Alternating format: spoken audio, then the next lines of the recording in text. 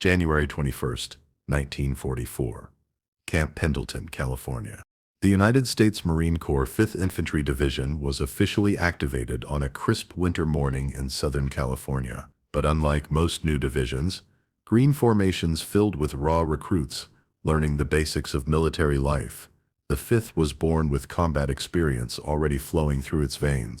Among its ranks were thousands of combat veterans, many of them former members of the 1st Marine Parachute Regiment, the Raider Training Battalion, and veteran units returning from the South Pacific. These men had fought on Guadalcanal, Bougainville, and dozens of other Pacific islands whose names most Americans would never learn. They brought with them hard-won knowledge about fighting the Japanese, lessons written in blood on jungle beaches and coral atolls. The division was composed of 3 infantry regiments: the 26th Marines, 27th Marines, and 28th Marines, supported by the 13th Marine Regiment Artillery Battalion and the 5th Tank Battalion. The division's insignia, a red spearhead with a gold V, gave birth to their nickname, the Spearhead.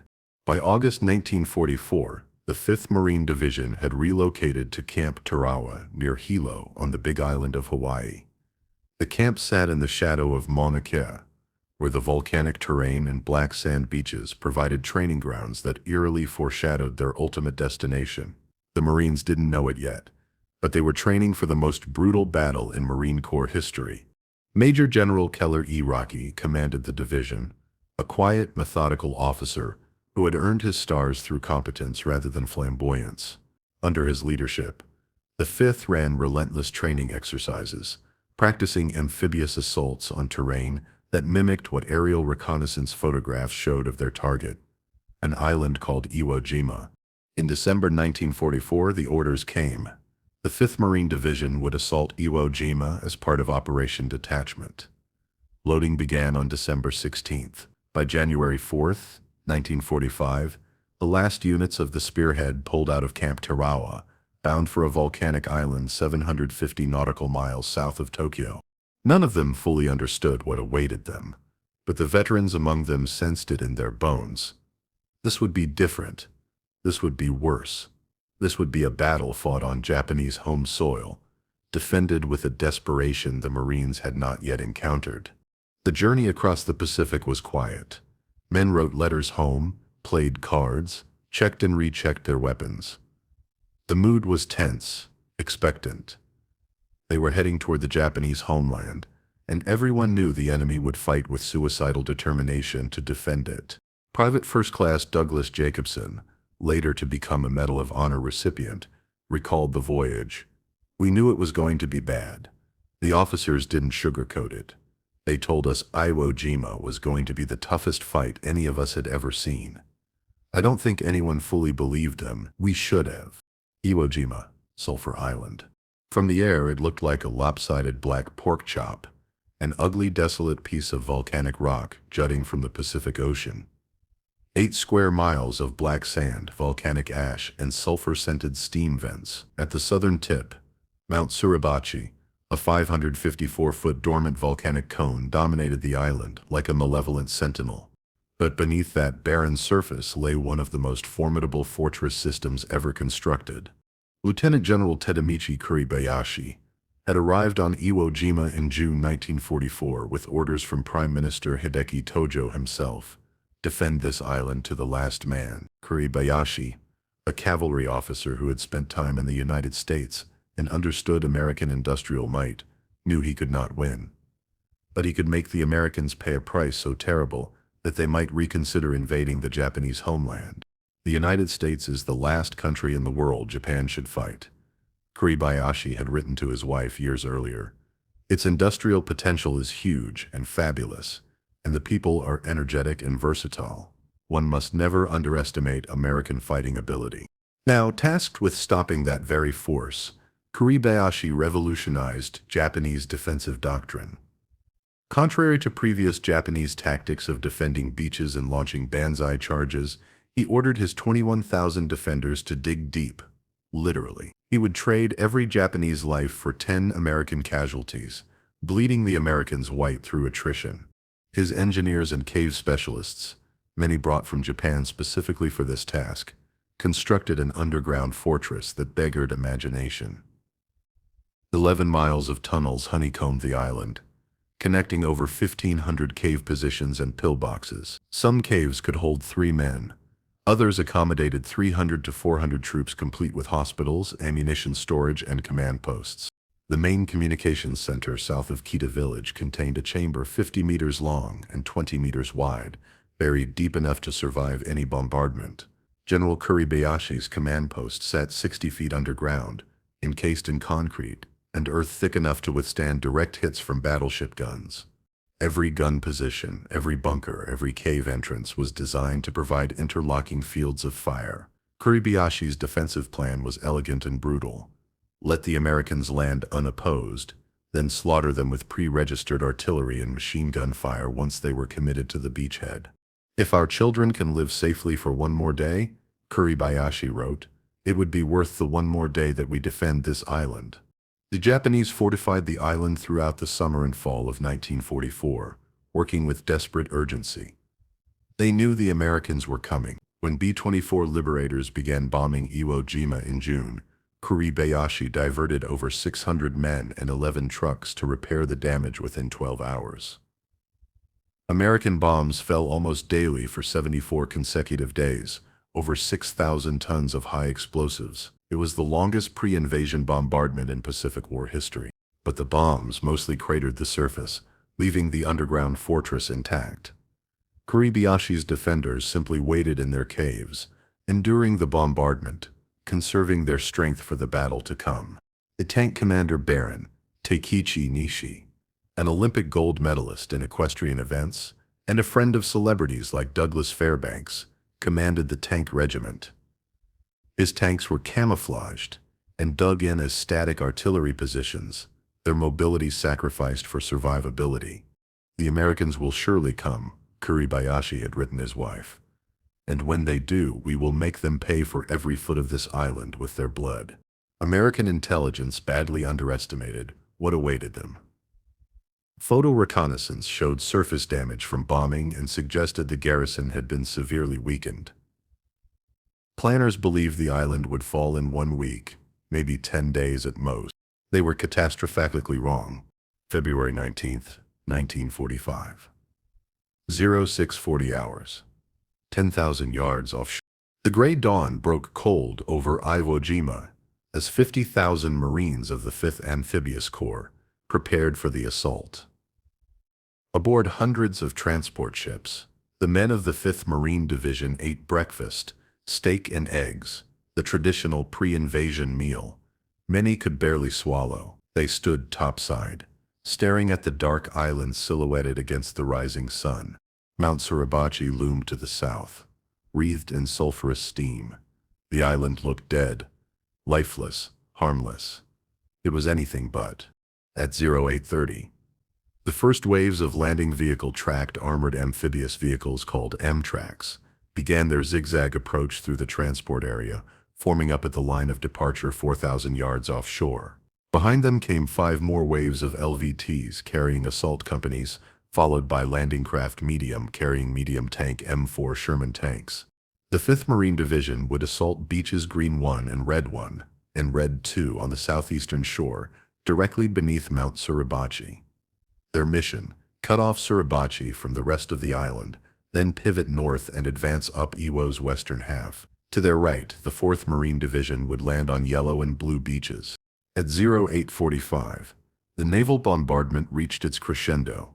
Battleships, cruisers, and destroyers pounded the landing beaches with a rolling barrage designed to suppress Japanese defenses. The sound was apocalyptic, a continuous thunder that shook the air and sea. Then, precisely at H-hour 0900 hours, 7 Marine battalions landed abreast on Iwo Jima's southeastern shore. Private First Class Robert Wayne Lauritsen, 26th Marines, was in one of the later waves. Years later, his nephew would write, "Uncle Bob said the beach looked like pictures of the moon. Black sand, shell craters everywhere, and this horrible smell of sulfur that burned your nose and throat." For the first few minutes, it seemed almost easy. The Marines jumped from their Amtraks onto black volcanic sand and began moving inland. There was scattered fire, but nothing like what they'd expected. Some men even allowed themselves to hope the bombardment had done its job. Then they reached the first terrace, a 15-foot embankment of loose volcanic ash about 40 yards inland. The Marines tried to climb it and discovered the nightmare of Iwo Jima's geography. The volcanic sand had no cohesion. Men sank to their ankles, their knees, struggling to move forward. It was like climbing a mountain of ball bearings. For every 2 steps forward, they slid 1 step back, tanks bogged down, their tracks spinning uselessly. And that's when General Kuribayashi sprang his trap. At 0930, Japanese artillery and mortars opened fire with devastating precision. Every gun had been pre-registered on the beaches during months of preparation. Shells fell with metronomic accuracy, walking up and down the beach in deadly patterns. Machine guns from Suribachi and the high ground to the north opened fire, creating interlocking fields that swept the beach with withering effect. The Japanese had waited patiently, allowing the beach to fill with Marines and equipment, maximizing the carnage. The black sand erupted in geysers of volcanic ash and shrapnel. Men were cut down before they could dig in. The wounded couldn't be evacuated. The beach was too crowded, too chaotic. Bodies piled up in the loose sand. Sergeant Henry Weaver, a combat correspondent, asked a veteran paramarine how the fighting compared with Bougainville. The trooper gazed into the distance and replied, "Bougainville, beautiful Bougainville." The 5th Marine Division sustained heavy casualties within the first hour. By mid-afternoon, losses were so severe that the 26th Marines had to be released from Corps Reserve and committed to the battle. The reserve, held back to exploit success, was now desperately needed just to maintain the beachhead. Lieutenant Colonel Daniel Pollock, commanding 3rd Battalion, 27th Marines, moved his command post forward through the chaos. A Japanese shell exploded nearby, and Pollock was killed instantly, one of the first senior officers to die on Iwo Jima. But the Marines kept moving. Small unit leaders, sergeants and corporals, took command when officers fell. They found gaps in the Japanese fire, exploited weak points, pushed inland meter by bloody meter. By nightfall, the 5th Marine Division had advanced approximately 700 yards inland and cut across the narrow neck of the island, isolating Mount Suribachi. The cost was staggering. Over 2,500 casualties on D-Day alone across all 3 Marine divisions. The 5th Marine Division had taken the highest percentage of losses. As darkness fell, the Marines dug foxholes in the loose volcanic sand and waited for the counterattack they knew was coming. Japanese infiltrators probed the lines all night. Flares lit the sky. Artillery fell randomly. Private First Class James Robison, 28th Marines, later remembered, "I spent that first night in a shell crater with 2 other guys. One of them was wounded, bleeding badly. The other guy and I took turns. One would watch for Japs. The other would try to keep our buddy from going into shock. None of us thought we'd see morning. That first night on Iwo, I prayed more than I'd prayed in my entire life." Dawn on D+1 revealed the true horror of the battlefield. The black sand was littered with destroyed equipment, abandoned vehicles, and bodies. The Marines had gained only a tiny foothold on an island that seemed designed by demons to kill them. And Mount Suribachi still loomed to the south, its caves bristling with Japanese guns that commanded every inch of the beachhead. February 20th through 22nd, D+1 through D+3. The 28th Marines had drawn the most dangerous assignment: capture Mount Suribachi. Lieutenant Colonel Chandler Johnson commanded the regiment, a tough, profane officer who led from the front and expected his Marines to follow. The attack began on D+1, with the 28th Marines pushing south towards Suribachi, while the rest of the 5th Division pivoted north. Progress was measured in yards. Every cave, every pillbox, every shell crater had to be cleared. The Japanese didn't retreat. They fought to the death in their fortified positions. The Marines learned to work in small teams. A flamethrower operator would approach a cave entrance, supported by riflemen who provided covering fire. The flamethrower would send a jet of burning napalm into the cave, temperature reaching 2,000 degrees Fahrenheit, cooking anyone inside alive. Then demolition men would seal the entrance with satchel charges to prevent reoccupation. It was brutal. intimate killing. Men fought at ranges measured in feet rather than yards. The smell of burned flesh mixed with the sulphurous air. The sound of flamethrowers, a deep whooshing roar, became the signature soundtrack of Iwo Jima.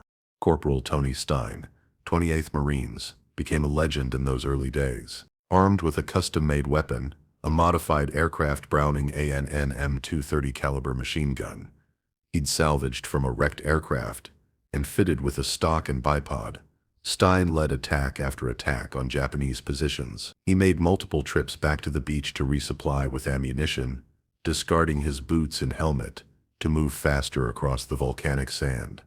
On D-Day alone, he killed at least 20 Japanese soldiers. He would later receive the Medal of Honor. But for every hero, dozens of Marines died. Anonymous deaths. A sniper's bullet. A mortar round. A grenade rolled from a cave they'd thought was cleared. The casualty rate in assault companies exceeded 50% within the first 72 hours. The 5th Tank Battalion, equipped with flamethrower-equipped Sherman tanks, proved invaluable. These specialized tanks could pump 5,000 to 10,000 gallons of napalm per day into cave systems, reducing fortified positions that infantry couldn't touch. Lieutenant Colonel William Collins commanded the tank battalion with aggressive competence, often riding exposed in a turret to better direct his vehicles. By D+3, the 28th Marines had isolated Mount Suribachi from the rest of the island. The volcano sat alone at the southern tip, cut off from reinforcement or resupply. But the Japanese defenders on Suribachi, nearly 2,000 men in a honeycomb of caves, showed no signs of surrender. That night, the Japanese launched their most significant counterattack of the battle. Approximately 800 infiltrators attacked along the 5th Division's entire front, targeting Lieutenant Colonel Daniel's 1st Battalion, 27th Marines on the left flank. The attack came at midnight, supported by illumination flares fired from Suribachi. The Japanese came in waves, many armed only with grenades and bayonets, screaming as they charged into American positions. The fighting devolved into savage hand-to-hand combat. Marines fired point-blank into the advancing enemy. Grenades exploded constantly. Tracer rounds crisscrossed the darkness like deadly fireflies. The Marines held, but just barely. Artillery fired directly into the massive attackers, sometimes landing so close that Marines were hit by their own shrapnel. When dawn broke, hundreds of Japanese bodies littered the American lines, but many infiltrators had penetrated deep into rear areas and had to be hunted down and killed in brutal firefights. Pharmacist's mate, 2nd Class John Bradley, 28th Marines, worked through the night, treating wounded men under fire. A Navy corpsman attached to the Marines, Bradley moved from foxhole to foxhole, dragging wounded men to safety, administering morphine, applying bandages with hands slick with blood. He would survive Iwo Jima and become one of the 6 men to raise the flag on Suribachi, though he never spoke of his heroism after the war. By February 23rd, the 28th Marines were ready for the final assault on Suribachi's summit. February 23rd, 1945, D+4. The day that would define Iwo Jima. At 0800 hours, 1st Lieutenant Harold Schreier led a 40-man patrol from Easy Company, 2nd Battalion, 28th Marines up the northern slope of Mount Suribachi.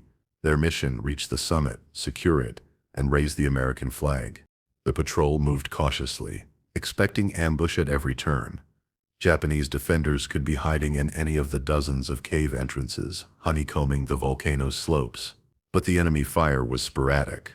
Most of the Japanese defenders in Suribachi had been killed or sealed in their caves by days of flamethrower and demolition attacks. At approximately 10-20 hours, the patrol reached the summit. Marines fanned out, securing the crater rim, while others looked for something to use as a flagpole. They found a 20-foot section of Japanese water pipe lying nearby. 1st Lieutenant George Greeley Wells, battalion adjutant, had carried a small American flag 54 inches by 28 inches in his map case since leaving Camp Pendleton. Schreier attached it to the pipe, and at 10:30, 6 Marines raised the first American flag over Japanese home territory. The raising triggered an eruption of emotion across the beachhead. Ships offshore blew their horns. Marines cheered, threw their helmets in the air, embraced each other. For 4 days they had endured unimaginable hell. Now, the American flag flew over Suribachi, and it meant something. It meant they were winning. Secretary of the Navy, James Forrestal, witnessed the flag raising from the beach and immediately turned to General Howland Mad Smith. Holland, the raising of that flag on Suribachi means a Marine Corps for the next 500 years. But Forrestal wanted that flag as a souvenir. Lieutenant Colonel Johnson, learning of this, immediately dispatched a runner, retrieve the first flag, and raise a larger one in its place. The first flag belonged to the battalion, not to politicians. Lieutenant Ted Tuttle secured a larger flag 96 inches by 56 inches from tank landing ship LST-779. At approximately 14:30 hours, Associated Press photographer Joe Rosenthal reached the summit, having hiked up with Marine photographers Private Bob Campbell and Sergeant Bill Genest. Rosenthal watched as 6 men, 5 Marines and 1 Navy corpsman prepared to raise the larger flag while others lowered the first. He positioned himself, raised his speed graphic camera, and almost missed the shot. At the last second, he swung the camera up and clicked the shutter. The photograph captured 6 men in the act of raising the flag, their faces obscured, their bodies straining against the weight and wind, the American flag snapping at a dramatic angle. It was technically imperfect as journalism, no faces visible, but perfect as symbolism. The 6 men were Corporal Harlan Block, Private First Class Franklin Sousley, Sergeant Michael Strank, Pharmacist's Mate Second Class John Bradley, Private First Class Rene Gagnon, and Corporal Ira Hayes. 3 of them would be dead within weeks. The photograph appeared in American newspapers 2 days later and became an instant icon. It would win the Pulitzer Prize, inspire the Marine Corps War Memorial at Arlington National Cemetery, and become the most reproduced photograph in history. But on Suribachi that afternoon, the Marines who raised the flag didn't know they just participated in an iconic moment. They knew only that the battle for Iwo Jima was far from over. Suribachi was secured, but the island's northern 2/3 remained in Japanese hands, and General Kuribayashi's strongest defenses still waited there. Private First Class Rene Gagnon, one of the flag raisers, later said, "We thought it would be a big deal for maybe a day or 2.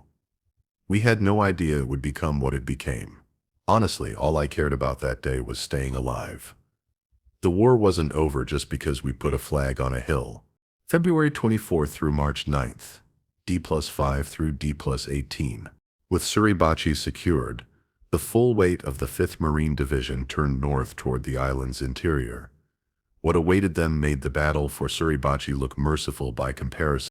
The terrain was nightmarish, rocky outcroppings, steep ravines, and ridgelines that provided perfect defensive positions.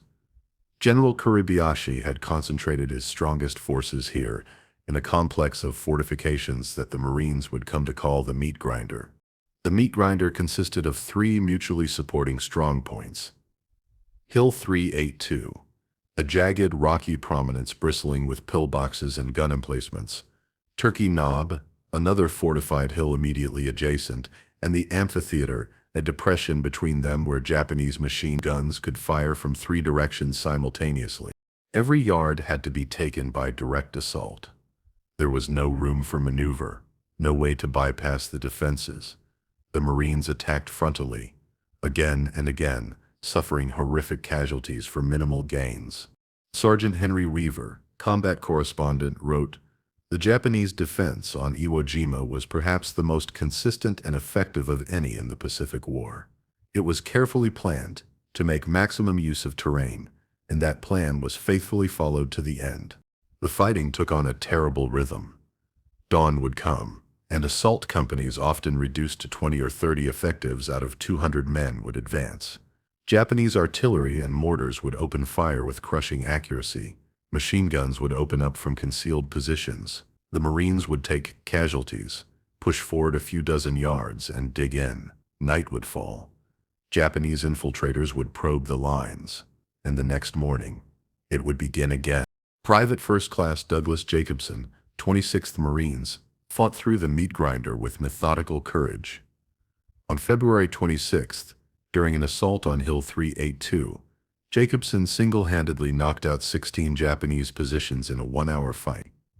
Armed with rifles, grenades, and a bazooka he'd scavenged from a casualty, Jacobson moved from bunker to bunker, destroying each position to protect his fellow Marines and open a gap in the hill's defenses.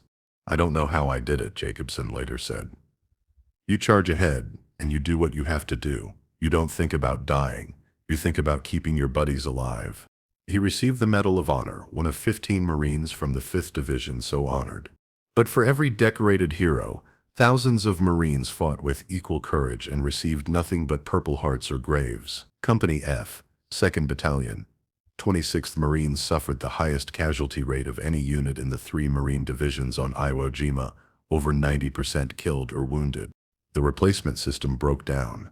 By March 10th, the 5th Marine Division ran out of replacements entirely. Units fought on at 50% strength, 40%, 30%. Company commanders led platoons. Sergeants commanded company. Fresh-faced privates arrived one day and died the next, their names unknown to the men fighting beside them. Corporal Charles Beidelman, 5th Marine Division, kept a diary that survived the war. March 5th. "We took a bunker today, lost 8 men doing it. I don't even know most of their names anymore. They arrive, they die, someone new arrives. I'm starting to feel like I'm already dead and just haven't fallen down yet." The Japanese defenders fought with fanatical determination. But it was more than fanaticism. They knew they were defending Japanese soil. They knew their families were on the home islands, vulnerable to American bombers if Iwo fell. General Kuribayashi had instilled in them a sense of sacred duty. From his underground command post, Kuribayashi sent radio messages to Imperial headquarters. "The battle is approaching its end. We are sorry indeed we could not have defended the island successfully. Now I, Kuribayashi, believe that the enemy will invade Japan proper from this island. I am very sorry because I can imagine the scenes of disaster in our empire. However, I comfort myself a little, seeing my officers and men die without regret after struggling in this inch-by-inch battle. The meat grinder consumed men at rates that shocked even hardened combat veterans. A 20-yard advance could cost 30 casualties. Some positions changed hands multiple times, each assault leaving more bodies in the volcanic rock." Technical Sergeant Jim Goodrich, 5th Marine Division veteran of Guadalcanal and Tarawa, before Iwo Jima, later said, "Iwo Jima made Tarawa look like a training exercise. At Tarawa, the battle lasted 72 hours. On Iwo, we fought for 36 days, and every single day was worse than the worst day at Tarawa." March 10th through 26th. D+19 through D+35. By early March, the Japanese defensive system was crumbling, but it refused to break. General Kuribayashi still commanded thousands of troops in the northern caves, and they continued fighting with desperate tenacity. On March 9th, a patrol from A Company, 1st Battalion, 26th Marines reached Iwo Jima's northern shore. They filled a canteen with seawater and sent it back to Major General Schmidt with a message: for inspection, not consumption. The gesture was symbolic, but the battle was far from over. Japanese defenders still occupied vast cave systems in the island's northern end. Kuribayashi's command bunker, 60 feet underground, remained operational. The 5th Marine Division pushed north along the western coast, reducing cave after cave, bunker after bunker. The fighting remained savage. Flamethrower tanks worked constantly, pumping napalm into cave systems. Engineers used satchel charges and TNT to seal positions. Infantry went in with rifles and grenades to clear what the heavy weapons couldn't reach. On March 16, Iwo Jima was declared secure, an announcement that drew bitter laughter from Marines still fighting and dying. The battle continued. By mid-March, the Marines had learned the terrible mathematics of Iwo Jima. Military planners considered a unit combat ineffective after suffering 30% casualties. The 26th Marines had absorbed 45% casualties and fought on. Some companies had replacement rates exceeding 200%, every man killed or wounded twice over, with replacements also becoming casualties. Private First Class Robert Rowe, who survived the entire campaign, later wrote, "We were walking ghosts by the end. Everyone still standing had been wounded at least once. We'd patch each other up with field dressings and keep going. What else could we do? There was nowhere to go but forward. General Kuribayashi, true to his samurai code, remained with his men to the end.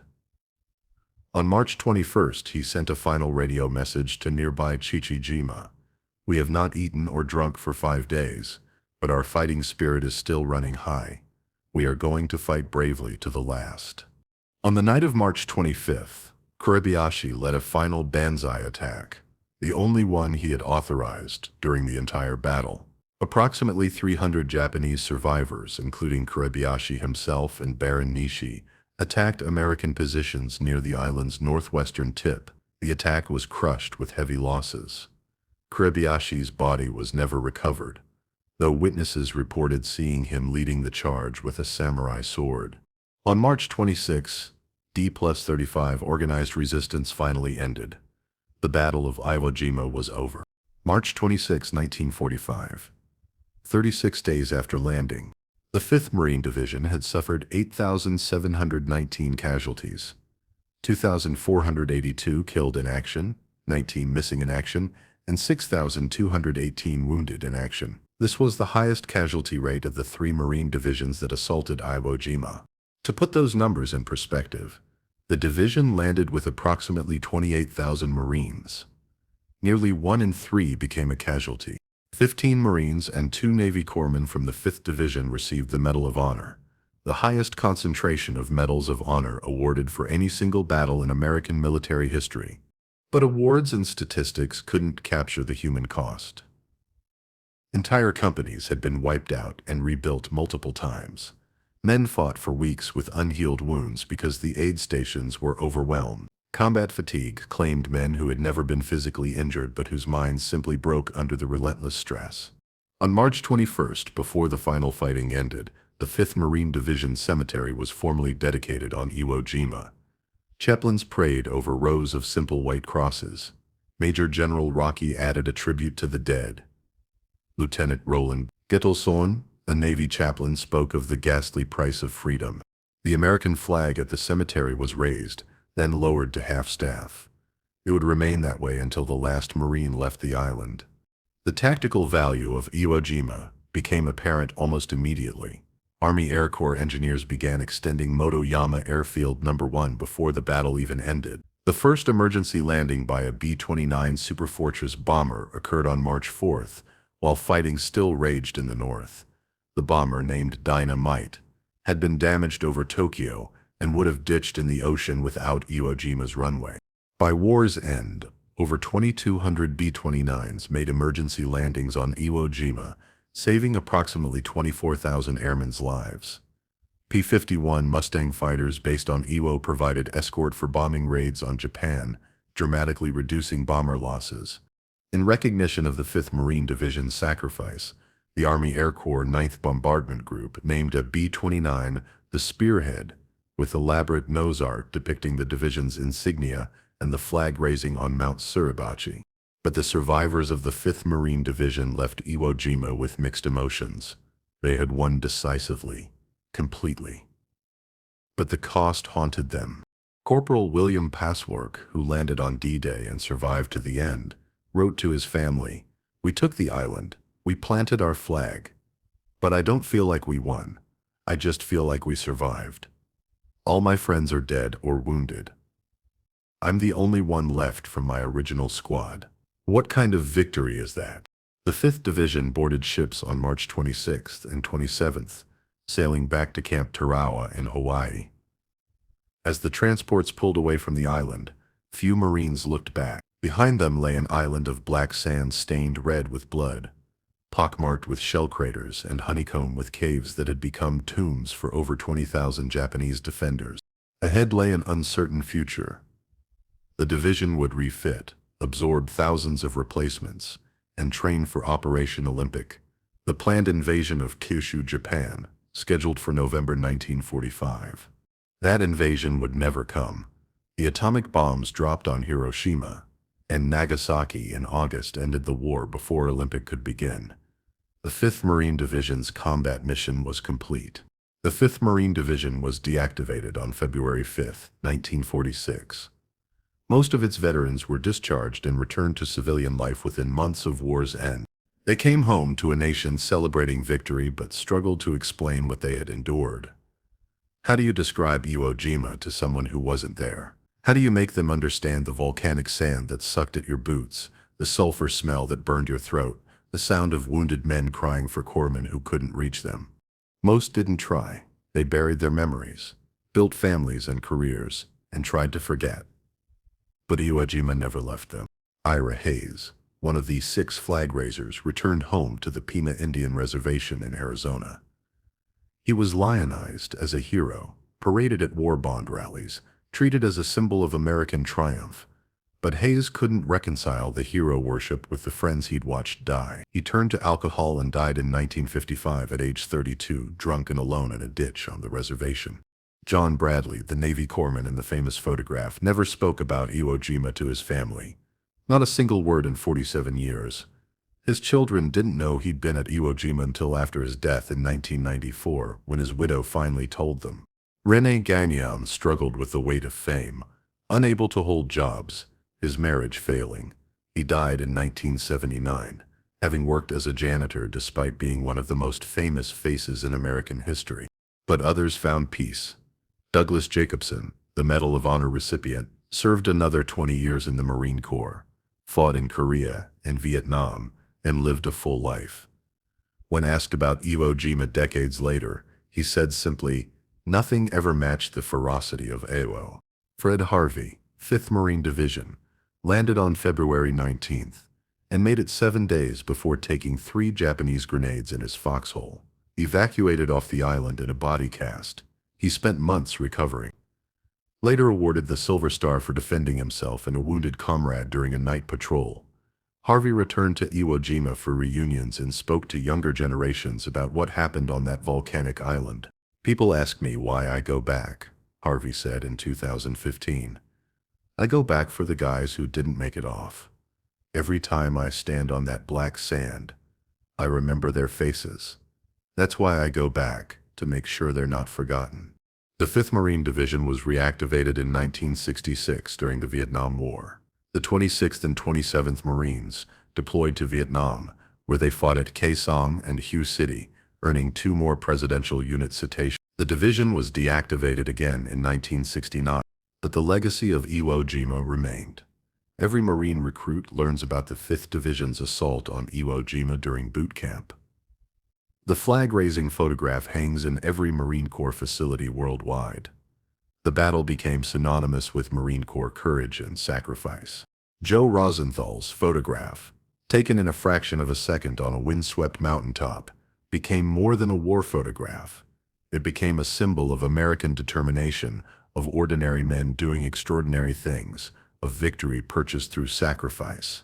The 6 flag raisers became immortal, though 3 of them, Strank, Susley, and Block, never lived to see the victory they helped secure. They died on Iwo Jima, killed in the brutal fighting that continued for 3 weeks after the flag raising. Their bodies were buried in the 5th Marine Division Cemetery on Iwo Jima before being repatriated after the war. The survivors carried the weight of that photograph for the rest of their lives.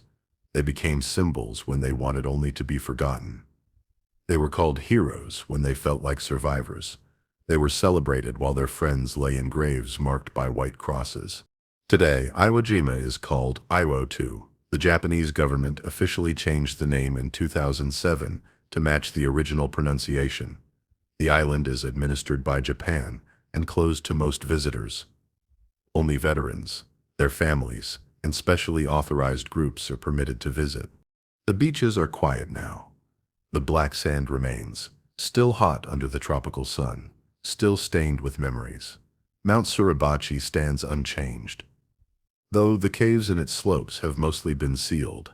The 5th Marine Division Cemetery was moved, the bodies repatriated to the United States or reburied in the National Memorial Cemetery of the Pacific in Hawaii. But the island remembers. Japanese memorials stand near the beach, honoring the 21,000 defenders who died there. American memorials mark key positions, the beach landing sites, the path up Suribachi, the northern caves where the final fighting occurred. Both nations honor their dead, acknowledging the terrible cost paid by men who fought for causes they believed were right. Every 5 years, a reunion brings together survivors from both sides. Ancient enemies meet as old friends, bound by shared experience that transcends nationality. They walk the battlefields together. American Marines and Japanese soldiers, remembering friends who died on this volcanic rock 8 decades ago. At the 80th anniversary ceremony in February 2025, U.S. Secretary of Defense Pete Hegseth spoke at Iwo Jima. Over 80,000 Marines, soldiers, and sailors from our two countries fought at Iwo Jima. More than 26,000 died here. Today, we revere their courage. Today, we remember their valor and sacrifice. In the United States, the Marine Corps War Memorial at Arlington National Cemetery stands as the most visible legacy of Iwo Jima. The bronze sculpture, based on Rosenthal's photograph and created by Felix de Weldon, depicts the 6 flag raisers frozen in their moment of triumph. Beneath them, inscribed in stone, are the names of every Marine who died in combat since 1775. The memorial's inscription reads simply, "In honor and memory of the men of the United States Marine Corps who have given their lives to their country since November 10, 1775. But for those who fought on Iwo Jima, no memorial can truly capture what they experienced. No statue, no photograph, no words can convey the 36 days of unrelenting horror, the friends lost, the wounds that never healed, the nightmares that never ended." Pharmacist mate John Bradley, who rarely spoke of the war, once said to his son, "The heroes of Iwo Jima are the guys who didn't come back. They're the heroes. I was just there." Private First Class James Robison, who survived the entire battle despite being wounded twice, wrote in his diary on the day he left Iwo Jima, "I'm getting off this island alive. I can't believe it. So many didn't. I keep asking myself why I lived when better men died. I don't have an answer. I don't think I ever will. All I know is I owe it to them to make my life mean something. I owe them that much." The 5th Marine Division earned its nickname through blood and sacrifice. The Spearhead. First to attack. First to conquer. Forever remembered. From the black beaches of Iwo Jima to the summit of Mount Suribachi, from the meat grinder to the northern caves, the 5th Marine Division wrote one of the most heroic and tragic chapters in American military history. 8,719 casualties, 36 days of continuous combat, 17 medals of honor. Victory secured at a price that still echoes through the decade. General Tadamichi Kuribayashi's final words proved prophetic. "A day will come when they will weep and pray for your souls." Both nations, American and Japanese, do exactly that today. They weep for the young men who died on a volcanic island far from home. They pray for the souls of warriors who fought with honor and courage for causes they believed were just. The black sand of Iwo Jima holds the memories of over 28,000 dead American and Japanese. Their sacrifice purchased something intangible but invaluable: peace between two nations that once fought with mutual hatred. Today, the United States and Japan stand as allies, partners, friends. Perhaps that is the truest legacy of Iwo Jima. Not the tactical victory, not the airfields that saved bomber crews, not even the iconic photograph. The legacy is reconciliation. The legacy is remembering that both sides fought bravely, suffered terribly, and deserve honor. The 5th Marine Division exists now only in memory and history.